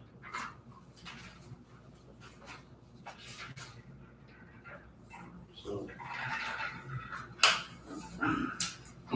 Who's on the TIF board? Oh, you know Sandy over there? Tom Dipple's my contact, and Yeah. Paul Lake, he does some of it. Oh, I don't know the citizens that are on that. I will give you guys credit. Nobody ever stays after they do their presentation to listen to all this boring nonsense. We always stay. Okay, well, good for you. Thank you. Give me kudos for putting up with it. They're future taxpayers. Okay, there you go. That's right. I guess that's a good plan, right? Very respectful. While they're looking here yet, I appreciate everybody attending the AIC meeting last Wednesday. I think it was good. Hopefully we learned some things there. And I think a few of us went to that budget meeting, probably learned a little more. I guess on that same note, the state called county council meeting is on June 23rd and 24th. It's a Friday and a Saturday. I didn't know if anyone is planning on attending that. It's in Carmel area, so I don't know. I think if we want to, if someone wants to go, or we can group up and. What days for those? It's Friday and Saturday, 23rd and 24th of June. That's the one that was in Bloomington last year? Yes. So, we need to get registered for it, and we need, like I said, if it's grouped together in hotel rooms, it doesn't matter to me, but if anyone, once you think about it, then I guess our meeting will be before that. Well, we have to have a reservation in, so once you think about it, if anybody wants to go, I think we can try to group up and travel possibly. Well, if you guys make rooms and stuff, you can let us know, we can get checks to you ahead of time. I never really. Sonia, that's the one that you and I and Becky went to that one year, right? Correct. And on that Thursday before, on the 22nd, I'm showing on my schedule, is the budget and finance meeting, the second one. We went to the first one here last Wednesday. That second one is that Thursday before, the day before that. Yeah, sounds good. Is that a video one or I don't know. is that Sometimes you can have one that's video after the fact, and then you can watch it, and then it'll have you like a quiz, and you have to pass it at a certain percent to get credit. it might be easier to do it that way. Okay, that's fine. You can I just noticed it was on my calendar. pass them back here then. And if you need to sign you up for it, you have to let me know if you want to do it. On that. If you want me to budget register, otherwise you can finance. register yourself. It's up, you guys can register. It's easier for her to register us. It's kind of confusing when you get into the screen, it wants my information first, and then you go into your information. I just didn't like that I couldn't win that Secretariat whiskey at the last thing. Since you registered us, I didn't get a mailer, so I didn't have a chance to win that. And you know what my mailer is? My mailer was here in my That's a plan. $500 bottle of Woodford. Yeah, I didn't get it either. Thanks, Sandy. I'm planning to go to that rural housing one in French Lick on the 5th and 6th. I mentioned that to some guys. So I don't know if anyone's planning to go to that one. Look at that. To French Lick. Oh, no wonder you're going. I probably will attend that one at this stage. So yes, good luck in law school. Thanks, guys. Sandy, I know I'm unable for the June, I have a family wedding on the 24th of June, so I'm unable to go to that one. I already know that for sure, the June meeting. You're not able? No, I'm not able, no, family wedding. You mean the Ryan, state? do you know the Yes. agenda for that? Yes, I think I'm You don't. going to be. Cause I agenda. So you want me to I'll take it register off. you for the I am conference? wondering Are you guys gonna do your on the hotel then? Because I really don't Yes, I know how like to register people for the I think so. hotel. Yes. We'll register hotels ourselves. Yeah, we usually make our own reservations, and then you have to get the check from Sandy because you Yes. cannot pay sales tax if you don't have the check. Right. You'll personally pay the sales tax. Okay, whatever I need to In the do, room. sign me up for that, I'll do whatever. Yeah. You're registering us? I will register you to go to the conference, but you guys have to get your hotel. Okay, yeah. Make sure you bring your, tax exempt number. Yeah. But if you get your hotel ahead of time and send it to me, then we can get a check cut and ready for you to take along. Yeah, that's how they do it. You just give them the check. Okay. So I'm not doing, Mike, you're I'm going, and Sonia, Yeah. and Daryl, So maybe we can drive together. or and you something. guys don't, Yeah, can we just, I can we can't just, say we'll get a yet. helicopter I and can't. fly Yeah, somewhere? that's in budget. You have, Sheriff escort. you have one on the farm. Yeah, We use your farm. we'll use the farm, helicopter. We're not paying that mileage. And then we talked about Think that, about that. I think, we had So- our, I'm just gonna register you for the conference, for Yes. 23rd and 24th. because I haven't even looked at the hotel, and where it's at, or what it And costs. if you wanna go to the thing before, that budget thing before you go, then you're gonna spend 2 nights, so you're gonna have to tell me that. I can always crash at Andrews. I got a son that lives in downtown Indy. Well, that's- That would be handier for the bars anyway. That's pretty convenient. No kidding. So, are you gonna want the budget 2 class then, or not? Yes, ma'am. But did we say we have the option to do that online correctly? Well, we'll have to look. I don't know, Okay, sometimes they do and sometimes Let's they check. I don't. would like to do that, but let's check. Sometimes you have to sign up for it to get it though, don't you? You have to sign up and say which way you want it. I'll email you saying they've got to check a couple of things.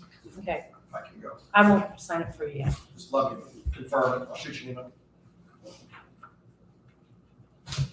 If you send me an email and I don't respond to you, Send you a Or text. with the, because today I had somebody say that and I said I didn't get it, it was in my spam filter. The next thing, I think on the May 17th there at that same day, last Wednesday, we got notification here that we are gonna get some of the opioid settlement match money. I think we talked about a few months ago that they submitted, it helps, it helps, probably gonna help, it sounds like it's gonna help Dove Recovery House, Next Steps, Memorial Hospital, that that mental health line that they want to try to put together. It's not final yet, and they didn't want us to get too involved in it, but I just want to let the council know that we did get a match on that. But not what we really hope we all we wanted. Right, we didn't. So I think when they give us the final thing, we'll get it to everyone that they can see. We talked about, the budget prep that we've been working on, so Sandy's got that information. And then the other thing is I met with a company this morning, I think we all knew Wabash Foods of Wabash Valley up there is going to be probably building, or they're proposing a possible addition up there in a new manufacturing plant. So it's going to get pretty involved. I don't want to get into it too deep, but we set up an abatement meeting to listen to it for next, May 31st. Set that meeting up. So the abatement committee is going to meet, and then I want to set up, and I was wanting to see if everybody could check their schedule on June 5th, if everybody would be available for a special short meeting here. For full council. Be during the day? No, it's 4:30. I am available, yes. So, Didn't you just say you're gonna be That's gone? at French Lake, that's at. You just said you're gonna be gone. does it? That's on the fifth. Well, I mean, Doug, Can you we do it earlier? can't get here any earlier though, can you? Well, school's off. School's off. Yeah. Could you do it earlier? I mean, what time? I'm open, we go earlier. 3:30 or? I can do that, yeah, whatever works. I'll move We my gotta get schedule. off work, How- some of these people. Oh, yeah, how long will it take? How long will it take? She I would works. think an hour. Yeah, They want I'll to present it because there's 3 states looking at this, planning to get this to come to their state. So, I mean, we have to, they want it, the company that's sponsoring, What are they gonna be presenting to us? they want to tell us what they want to possibly do up there, and then an abatement. They want an abatement, which we would have, the abatement committee would already have met and graded it, and then it would just come, we would review the abatement process, and then we would say, we would we would then say we're gonna pass it on, and then we would vote on it So the in our regular meeting on 19th. So the abatement committee's gonna review it between now and on the 4th, you said, or the 5th? Yeah, 31st, we got a meeting set. Oh, okay. And she has to publish, or she has to notify the press. So let's see, What who's time the are you thinking then? That was my question, who all sits on the abatement committee? There's a commissioner, which is Nick. There's 2 council people, which is Sonia and me. There's the auditor, which is Sandy, and she's gonna bring along Lynn Gosselin. Who does And abatements in then my the office? assessor. So those are the members.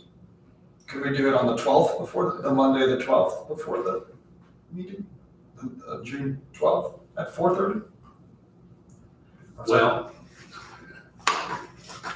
and you don't have to be here.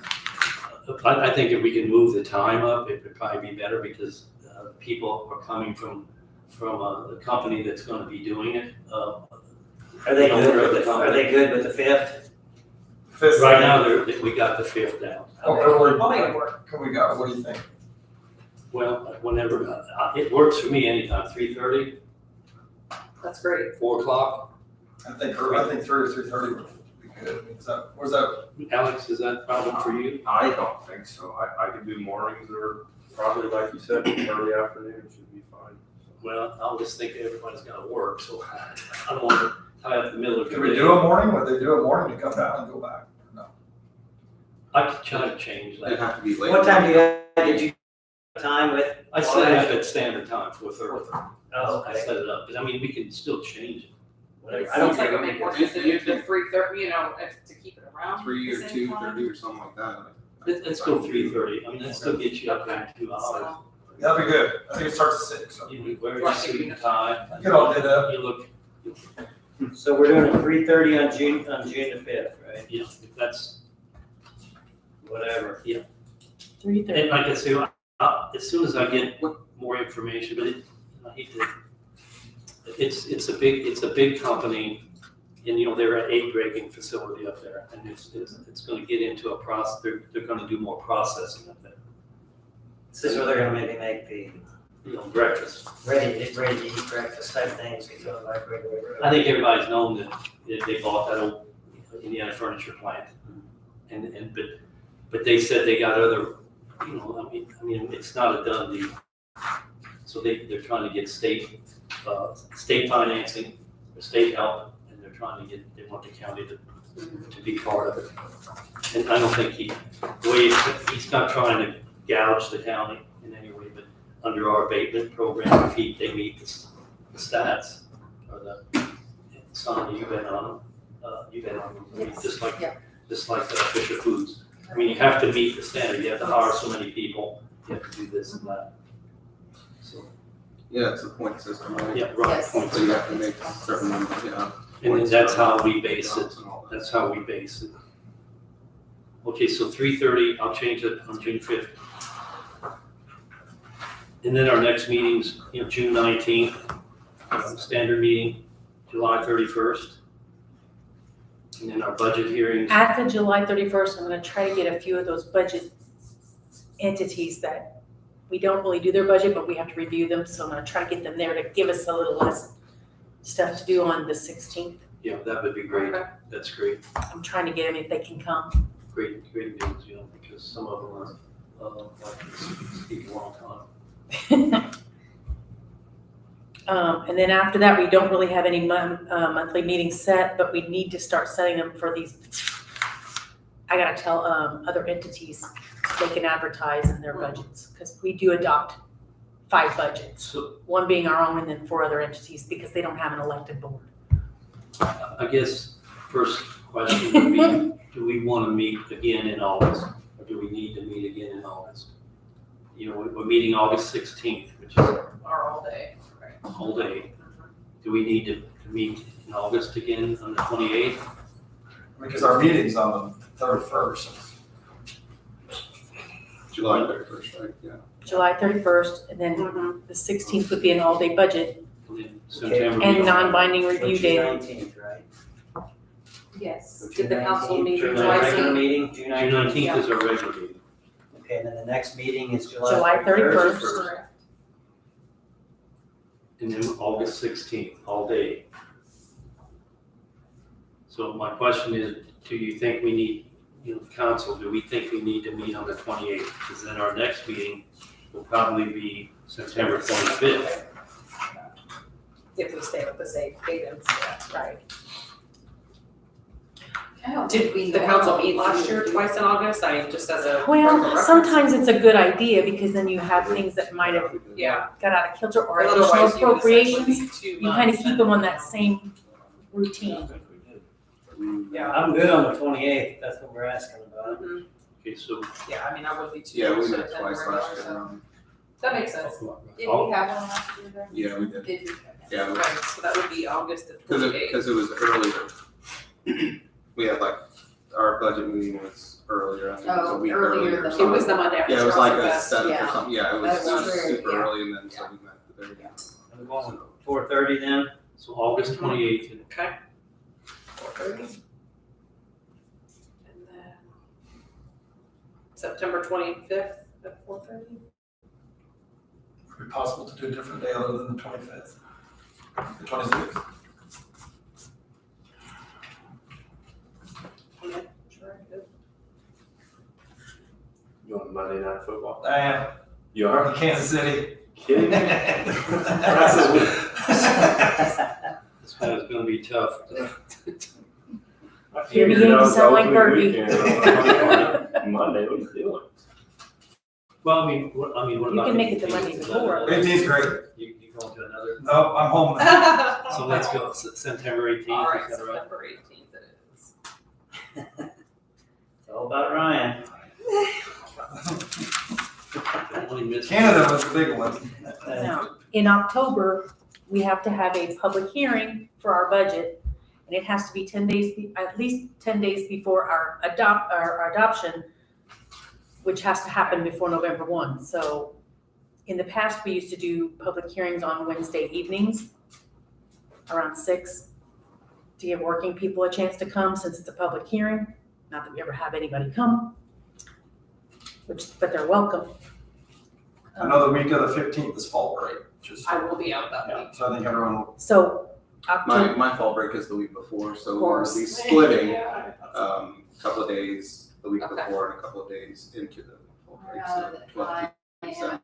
the 20th or the 24th. So would Wednesday the 25th work for the 6 o'clock meeting, or? Well, doesn't that? no, have to you be 10 can't days because before? we have to adopt. The 10, okay. If we So we're adopt talking on the about 30th, you 4th. have to go 10 days before, which has to be before the 20th. Ooh, wow, So yeah. so we're talking about the 4th or the 11th of that month.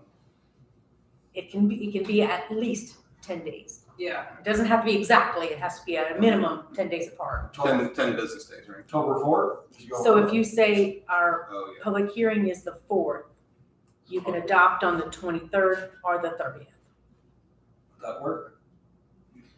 October 4th okay. is the public hearing, right? So it's not a regular meeting? It's just a public hearing for those 5 budgets. You open it, you wait for comments, you close it. It's a short meeting. Short meeting. And then we're doing the meeting on the 30th or 23rd? 30th? I'm out of town on the 23rd. So 30th. So the 30th. Okay. I guess we'll work this one. What's that? They're making fun of each other. I guess we'll have to work with your schedule, I guess. Just because I'm slow, on the October the 4th, is that a 4:30? 6 o'clock. Oh, You have to make your public hearing later so that the public can come. Yeah, I don't care, I'm just yeah, asking. that's great. You don't, I mean, there's no standard of time, but Mhm. that's what we've done. There you go. So then after October 4th, where are we on slow? October October 30th the regular for meeting. the adoption. The adoption will be the 30th. Unfortunately. So is that meeting only dedicated to that, or are there other business? It's a that regular we hear? meeting, but we Okay. adopt the budgets first. That's the first thing on the agenda, because you advertise that it's at 4:30. Got it, okay. Want to finish the year out here while we're going? I would like to. Let's do Let's it. do It helps us get it on the county and get this room booked so that somebody doesn't get it. Oh, wow. Would the next one be the November 27th? That's Thanksgiving. It's the week after. Now it's week after. Those are scores. So are we 4:30 on that one end of October, on 30th? Yes. Okay, sorry, I can only do one thing at a time. So November 27th? Does that work for everybody? Yeah, Works for I think me. so. Hold on. And then Christmas Day. Hold on. No. Hold on. You guys, yeah, slow down. I need to check. What are we doing on November 27th? Is that what you said? Yes. That's the Monday after Thanksgiving? It might be. Christmas is on a Monday this year, actually, so we'll have to find something new. Now, normally what we've done in December, which the rules kind of changed. It used to be that you had to have all additionals in before the 15th. They've changed that rule now. We used to meet mid-December and then met towards the end for budget transfers, but we could kind of change it a little bit. Okay. Maybe you have to have them in now. Well, I don't really want to wait till the last day because we tell people that what money they can spend, so if we could do it around the 11th or the 18th, it would It's be, not early. it would be good. No. it's I not think early. the 11th is okay with me, if that Works gives for them me, time. Okay. December 11th. And then, like I said, we have one short meeting at the very, like the 27th or the 28th, earlier in the day, so that we can do any transfers to make sure our budgets are not in the red. I'm okay. Okay, so when is the November one? November 27th, Monday. Okay. And then the proposed December 11th at Does that work 4:30. good? December. Yeah, that should be fine. December 11th. And then I didn't know, 27th or 28th. Okay with you. We've done them at 9 in the morning, we've done them at 1 in the afternoon, we've done them in the evening. It's Let's up do to the you. 27th. It's up to you. Can we do them earlier just in case anyone's going anywhere? 27th of what? December. And really, December. for the transfer day, 27th that's all we December. do is transfer things around. I thought we were doing it the 11th. We are. We are. I need- 27th is the transfer day. 2 meetings in January. Okay. I need 4 of you, See, that's Rose, all I you really didn't need. sign up for it, did you? I gotta catch up to speed, but it sounds like I think I'm out of town on the 27th. But she needs 4 But of you're- us. I just need 4 of you, and even at the public hearings, I need 4 of you. That's a quorum. Gotcha. Can we do, I can do it in the morning on the 27th too, I don't know. Knock it out. Well, what Almost be nice. I worry about is my office being able to get everything prepared and ready. Because we have short time to get all our claims done. Do you think the morning of the 28th? That is our- Those would work for me, I'm hoping. The 27th. The 27th may be better, the 28th is our last day, and we have to close the books that day. 27th at what time? We usually go 8:30 or. That's okay. We've done early morning, and we've done afternoon, and we've done evening. It's up to We you did guys. 1 o'clock that one. We did 1 o'clock one time. That's fine. Don't care, I'm open. I think The whole day, in- you went into 1. you know, I think in the morning would be the I think best. the morning would be better for me. I think I prefer the morning in this case. Let's go to 8:30, 9 Nine. o'clock. 9 o'clock. Let's do 9. That gives my office a little time. Coffee? Where do we, No, to get things done. will we do it in here? Yes, we're in here. Yeah, that's great. Okay, so December 11th is at 4:30, November 27th is at 4:30, We just said 9, right? and then Correct. 27th is at 9, 30th is at 4:30, October 4th is at 6, Correct. and the other So, ones are at Really, 4:30. everything is at 4:30 except your June 5th, your October 4th, your all-day August 16th, and then that December 27th. And you'll put this in the minutes. I will. Yeah, so we all can check it.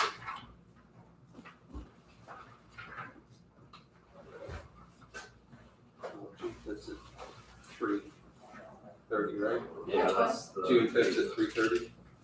June 5th, 3:30.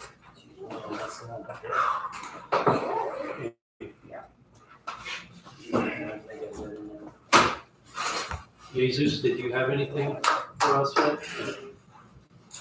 I have a question, but I'm not sure if, can I? Sure. Yeah. Get it out.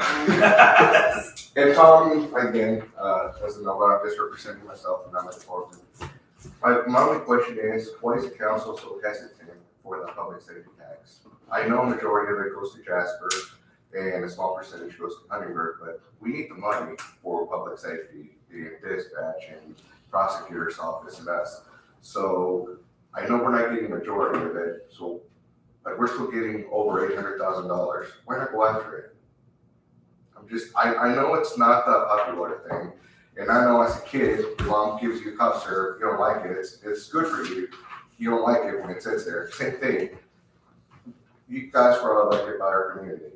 And I know it's popular for us to raise taxes, but we need it. That's the only other answer. I don't know, I'm trying with grants. I don't know what else to do other than the public safety tax. Like, my only question is, why is it so hesitant to go with public safety tax?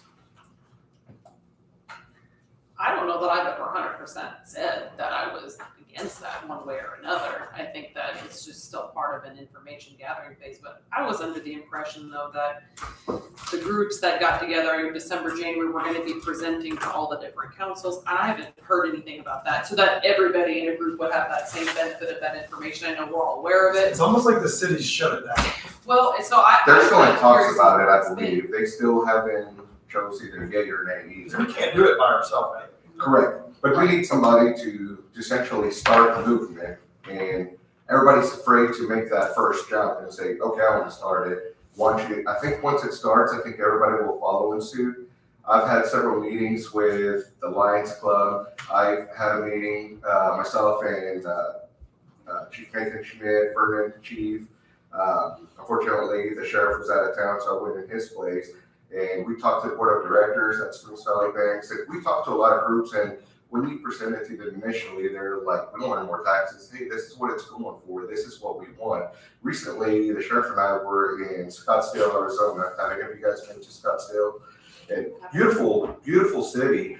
And it's clean like no other. For such a big city, it was beautiful. It's like walking around in Jasper with such a big population. It's surprising how clean and beautiful it is. And that mayor actually came in and talked to one of the days at the conference, and he talked about his biggest thing is public safety. If you drop public safety, everything else follows. If you keep public safety up and you keep everything in order, you're gonna have a community sunshine. That's what, like I said, it's to me it's a no-brainer, the public safety tax. It seems like it's the only avenue. It just seems that everybody's hesitant to make that first jump and kind of push forward. Like, we've been waiting since January. Here we are in June. Back then, we talked about it, that in order to have it for 2024, we would have to advertise it for 3 months. If we let it go again, it's gonna be September. If we let it go again, it's 2024, so.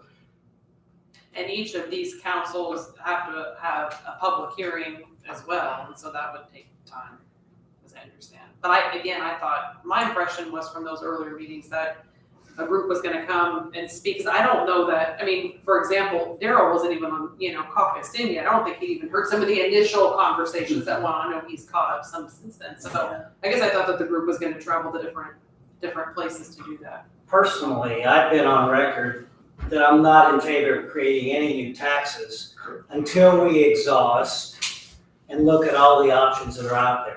I know with the CNR, with the, once the jail renovation is complete, there could be some potential things there. So, I've been clear that until we know where we're sitting there and everything's a little clear, I don't want to initiate new taxes. You know what I mean? Because I look at it, if I'm gonna put money here, I've got to take it from somewhere else, and I don't know what's available. So at this point, until that becomes clear, I'm not in favor of doing anything. And there are possibly other options to do as opposed to the public safety tax. I wanted to explore all those, and until that becomes clear, I don't want to raise any taxes. Correct, and alone, even if the CNR tax becomes disposable to us, I think it's only about $800,000. I don't think just that alone will get us where we need to. I think that and the public safety tax will get us to where we need to be as a county for public safety. And instead of waiting till then, that's why I said, let's make the jump now, and when that comes open, now we're prepared and ready. But that just satisfies your department. That doesn't satisfy 911, EMS, EMA. Trickle down effect, as you. All those others. Yeah. So we as a council have to take that into consideration, So, and I think we just want to exhaust all the other options before going the tax route, because we want to get as much as we can before that, because that's where the grants are available. If you don't have the extra funding, that's how you get the grants more likely. So I think we want to exhaust that option first, or try to go that avenue, and then even if we do the tax, like I've said already a couple of times, it's not gonna satisfy 9 officers and the raises and all that stuff that the sheriff's department's asking for. There has to be some other way of doing that if that's gonna be done. And have you guys looked into the other avenues or other ways to get that revenue? Well, like I said, I've analyzed the budget and Ryan's looked at other things, and, you know, we're trying to find stuff that we have the control of doing, but, you know, like you said, you looked at the grant, the cost grant, okay, and that was great. That's gonna be a big help to, you know, alleviate at least some of the strain of that extra funding, but, we just wanna find all the other options possible, or have. There's a lot of variables out there. There's a lot of different things that we need to, clarify. yeah. And that's why, you know, we put a pause on that. There's other departments that are not happy. That was not specifically aimed at any one department. That was so we can take a holistic approach and look at everything, you know, and do what's best for everyone, the employees, the taxpayers, and the whole thing. So as that becomes clear, you know, then that's another variable that's eliminated, and then we have to proceed from there. Right. That's the way I look at it personally. Like I said, it just seems, like I said, we all kind of knew what the answer is, or at least part of the solution. It's not gonna, like you said, it's not gonna fix everything, but it's gonna help solve some of the problems and help with some of the solution. Not all of it, but a little bit is better than nothing at all. And that's if the full amount of the tax gets implemented. You know, if someone comes, or one of the groups comes forward with part of the tax, and then everybody else jumps forward instead of the full .025, 0.025 max. Instead of that, they can do lower than that, and that's gonna substantially bring it down. Do you know if any of the other police have talked to their councils? Yes. Because I don't know, I mean, I haven't heard anything from any of the other, like. They've town and talked to city their councils. mayors, and I think it was a little bit on hold with the Huntingburg mayor election race going on and everything. I think Jasper had the mayor election as well. But I think now that it's over, I think it's going to continue to be a topic here in the next couple of weeks. Hey Zeus, I think people take safety and security for granted when they have it, and I think we're losing it. You just gave an example. You were in Maricopa County, Arizona, which is a border county, but it's one of the most secure in the country because of Sheriff Joe Arpaio. He was a staunch. I see a lot of Tom in him. I mean, he really took law enforcement seriously, and people, I think, like you said, if they could understand what this means for them and their families, they would get on board with it. At least that's where I sit. And the county spent stupider money than hiring new sheriffs and sheriff's deputies, because we might have a spur off of a new interstate that the county gave money for that could become a narco highway that runs from Texas to Canada. So. And we got it right here. We got Louisville to St. Louis to Indy. It's just, we got in that triangle, Owensboro comes right through us and everything. So, what was our plans if this new spur of the highway gets built? Is there new officers gonna come patrol for drugs? Are we gonna have a new narcotics team? Things we need to be thinking about for sure. So I'm with you. Thank you. You're welcome. Thanks, Jesus. Anyone else got anything for the betterment of the county? I had an EMA meeting. Did you? Yeah, I was late to it. Had another meeting, but it was basically when I got there, they talked about budget and stuff. So it was, there is going to be a little bit of an increase, but that's because of changing from some systems. So it has to happen. And then talking about questions about the raises and stuff, what they should put in for and stuff, and changing. There is a incorrect job classification for Narissa that we found out that is she should be in PAT 4. She should be in the PAT category. She's in the COMAT category right now. She's in what? PAT category. She should be in the PAT. Okay. And it was just a thing. So I don't know if we're gonna have to do back pay. Who determined that? Narissa. the category that she's currently in should be Pat. And it was, I think in like 2021, they changed it over, but it didn't get changed over in our books and stuff like that. So there's an issue there that Tammy's talking with Marky and going to the commissioners, so just a heads up there. Okay. But yeah, she should, and I'm thinking it probably should be back paid as far as that goes, since it's a different, or the incorrect category that she's in for those couple of years. It's U.S. County Commissioner's decision, I think, if they're gonna classify her that way. It's already been classified, it's just the wrong. It's just the wrong payment made. Well, it was classified in one part, and I just heard about it today, earlier, a couple hours ago, so I don't have the whole. In what year? 2021, when we did that study or whatever, they changed it, the study changed it, but it didn't get changed in our books. So she's She's been paid out of a Comot 3. Comot 3 is what And she should be paid as a Pat. Pat what? I can't remember. I mean, I just talked to Marky a couple hours ago about it. And that was changed, who, commissioners changed that in 21? The study, yeah, when we did that, the wage study in 21.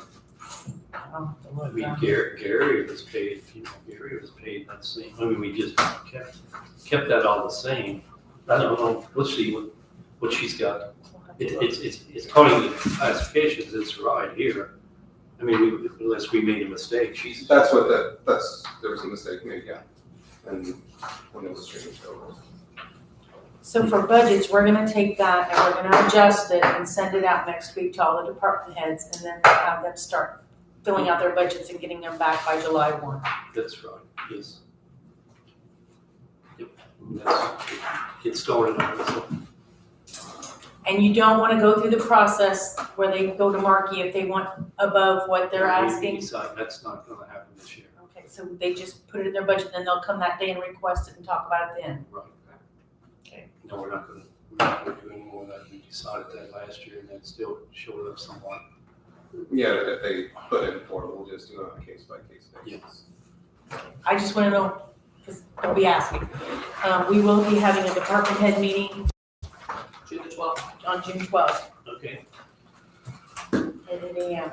so you're gonna get that information out to them prior to.